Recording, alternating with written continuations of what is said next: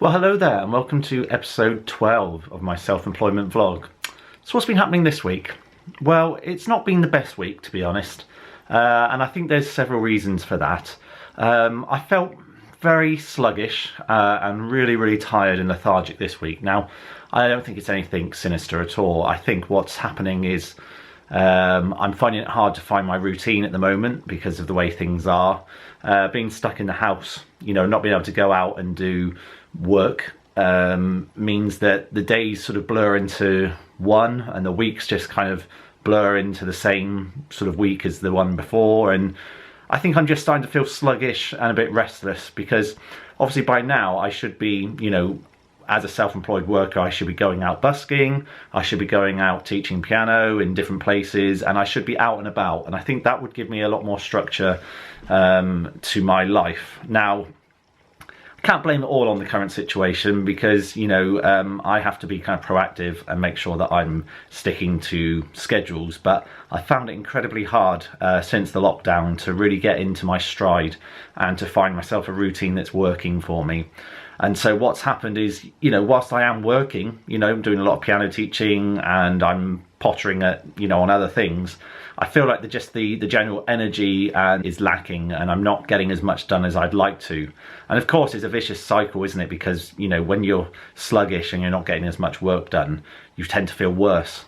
And so I've had a few weeks where I think it started to take its toll a bit. And this week I had a bit of a migraine on Monday and I think I just haven't quite picked myself up this week, and I've just felt very tired and found it hard to get myself going. So it has been quite a difficult week, I will admit. Now, also quite an important week because yesterday was my last official pay from my school, meaning that that's it. That's the end of the pay line for me, and anything now that I earn will be through my self-employment. Which, I think that's probably the incentive I needed, to be honest, because I think I've been a little bit complacent and a little bit relaxed on things because I knew that I had the safety net of my school job and the money coming through. But I always knew that the end of April would come. I always knew that the last pay slip would come. I think that's given me the incentive to give myself a good kick up the ass, really. I think I just needed that little bit of a push to say, well, actually, look, this situation at the moment isn't going to change, but your situation has changed financially. So what that's meant is that I'm trying now to not only find a schedule and a routine for my day-to-day weekly work, but I'm also trying to set myself now monthly goals. What do I want to be able to achieve by the end of May? In terms of projects that are going to hopefully lead on to some sort of financial gain.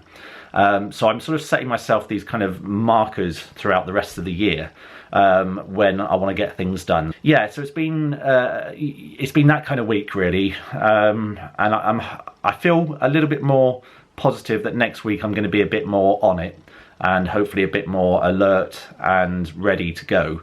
I think perhaps maybe I've just allowed myself to kind of slump a little bit, and I'm sure this is the case for everyone. I think everyone's probably having a giant slump at the moment. But I've got to get out of it because, at the end of the day, this is what I've chosen to do, to go in self-employed.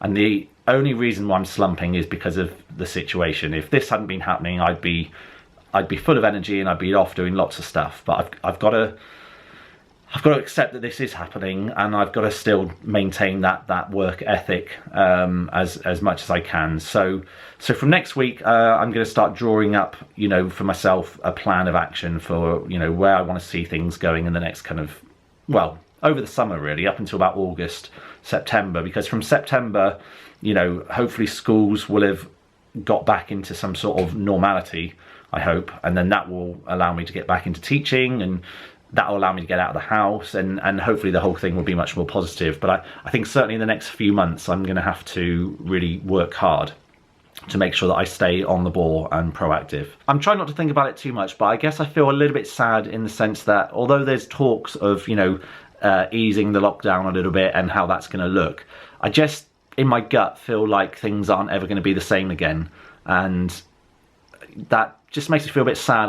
I don't know whether things will ever be quite the same, and whether we're actually just end up getting used to this new, well, what they call the new normal.